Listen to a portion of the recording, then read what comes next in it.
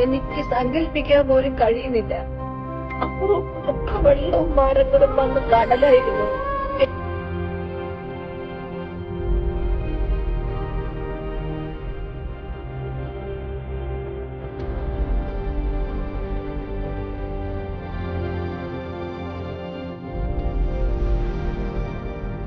നമുക്കറിയാം കേരളക്കരയായ കണ്ണീരിലാഴ്ത്തിയ ഒരു സംഭവങ്ങളാണ് കഴിഞ്ഞ ദിവസങ്ങളായിട്ട് നടന്നുകൊണ്ടിരിക്കുന്നത്. പ്രത്യേകിച്ച് വയനാടിന്റെ പ്രദേശത്ത് വലിയ ഉരുൾപൊട്ടൽ സംഭവിച്ചിട്ടുണ്ട്. അപ്പം കേരളക്കരയും മലയാളികളും എല്ലാം ഒത്തൊരുമയോടുകൂടി നിന്നുണ്ട് ആ ഒരു പ്രശ്നത്തിൽ ബുദ്ധിമുട്ടുകൾ നേരിടുന്നവർക്ക് അതിലേക്ക് കൈത്താങ്ങുകൾ നൽകിക്കൊണ്ടിരിക്കുകയാണ്.